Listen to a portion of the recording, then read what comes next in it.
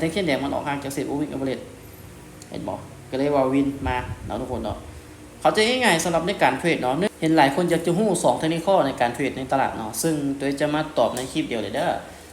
คำถามแรกคุณมาใส่ moving average ได้ตั้งค่าบ่ได้ตั้งค่าเขามาเอาใน FX indicator เนาะเอาแล้วมาติ๊กของ moving average หรือว่าพิมพ์ค้นหาก็ได้วิธีการใช้งานจะอธิบายเนาะแล้วก็ตั้งค่าฐานที่ฮันเดตันเนาะเดี๋ยวตัวจะสอนตั้งค่าที่ฮันเดตันพร้อมเนาะโอเคไม่แน่เขาจะเซลล์ลงมาก่อนเนาะในกรณีนี้ที่เขาเซลล์ลงมาเนาะ มันถึงจุดประสงค์คือ2จุดเนาะจุดที่1ฐานเดลต้าเขาจะวางถึงจุดสูงสุดของราคาในอดีตเราทุกคนเอาตัวอย่างมาบริเวณนี้เนาะบริเวณนี้เป็นบริเวณที่เป็นแนวต้านแล้วกรณีเนี่ยแมนตลาดขึ้นไปต่ำกับฐานแนวต้านเชื่อว่าคนจะเทขายในกรณีที่ราคามันขึ้นมาสูงหรือว่าที่ฐานแนวต้านเนาะแล้วต่อมาเส้น moving average ของเราเนาะถ้าว่าแท่งเทียนออกห่างคอยว่าหลาย EP ที่ผ่านมาเนาะถ้าว่าแท่งเทียนออกห่างจากเส้น moving average ตลาดจะกลับตัวหรือว่าพักตัวลงมาเป็นแดงกรณีของขาขึ้นได้เห็นบ่งบ300ได้ทุกคนได้กรณีของขาขึ้นถ้าว่าออกห่างมันจะกลับตัวหรือว่าพักตัวถ้าว่าขาลงกันเนาะขาลงถ้าว่ามันออกห่างมันก็จะกลับตัวขาขึ้นนั่นเองเนาะต่อมาเฮามาหาฐานแนวรับเนาะฐานแนวรับให้เฮามาซอกหาจุดต่ำสุดของราคาในณปัจจุบันหรือว่าในอดีตเนาะโอเคอดีตบริเวณด้านลุ่มนี้เนาะทุกคนเนาะ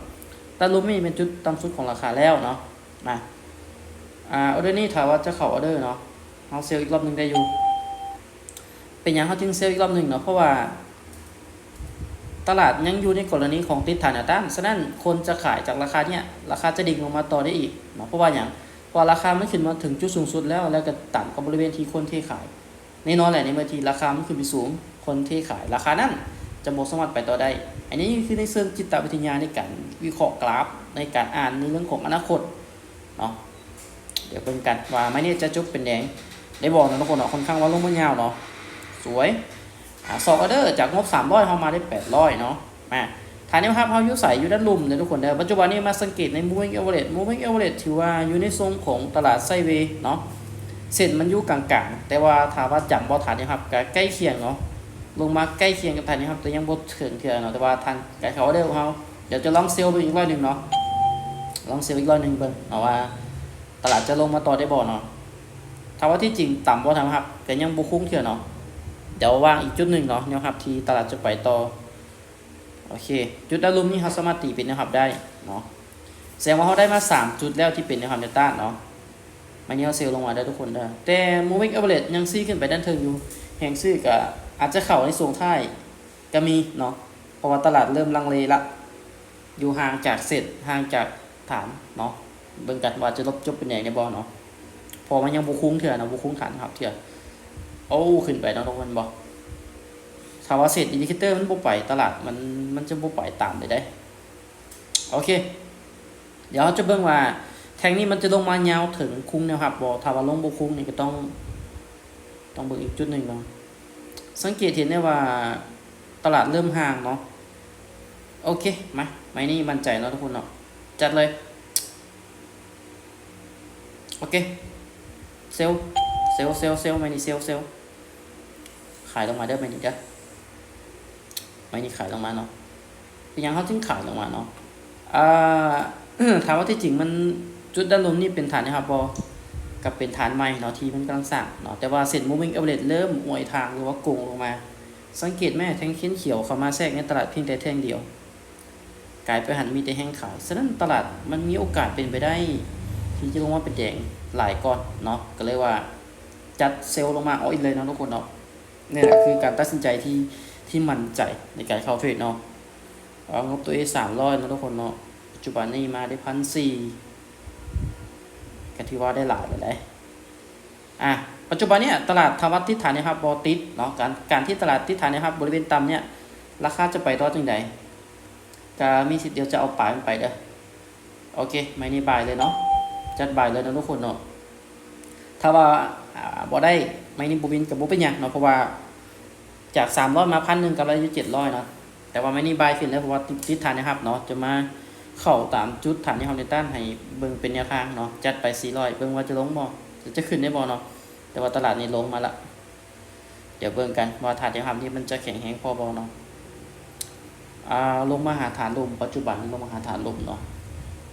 ลงมาหาฐานลมนี่ค่อนข้างเสี่ยงได้ทุกคนดีได้บ่ลูกดีได้บ่ฐานลมลูกโอ้บ่ได้เนาะ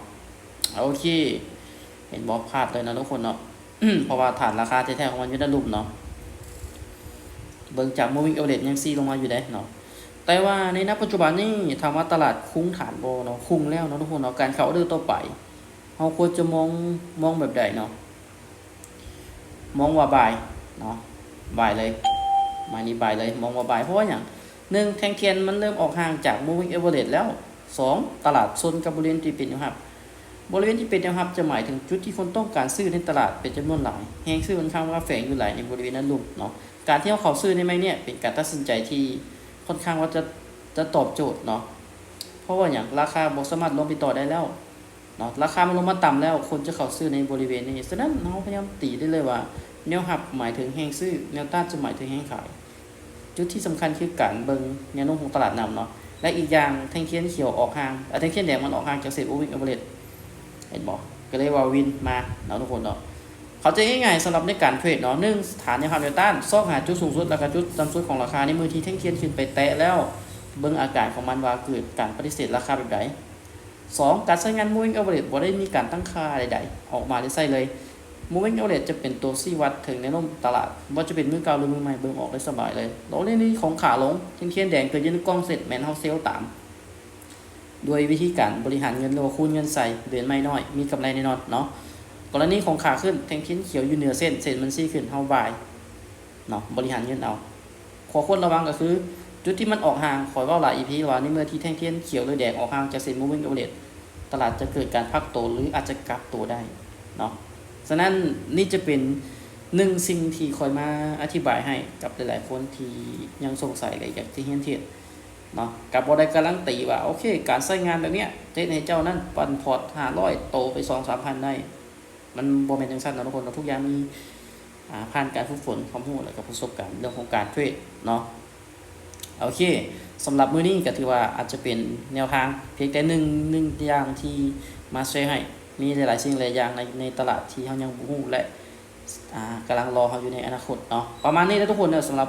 การเทรดการลงทุนมีความเสี่ยงสูงเนาะหรือว่าอยากจะเรียนรู้กับตัวเองเนาะอยากจะเข้าใจลึกซึ้งในเรื่องของการเทรดเข้ามาศึกษาใน AmiTrade Academy Team ได้เนาะสอนฟรีเกี่ยวกับการลงทุนเนาะเพียงแต่ว่าโอเคถ้าว่าเจ้าตัดสินใจอยากจะศึกษาเรียนรู้ถ้าว่าพร้อมที่จะเรียนรู้แน่นอนเจ้าสามารถที่จะเติบโตและหาเงินกับมันได้เพราะว่ามีหลายๆคนที่มีผลลัพธ์แล้วก็ส่งมาให้เบิ่งเนาะเดี๋ยวมื้อหน้าจะมาแชร์ผลลัพธ์ที่ทีมงานคอยส่งมาให้เบิ่งแต่ว่าเขาเจ้าใช้ moving average คู่กับใน Honda นี่มีกำไรหลายส่ำใดเนาะโอเคประมาณนี้เด้อทุกคนสำหรับใน EP นี้เนาะ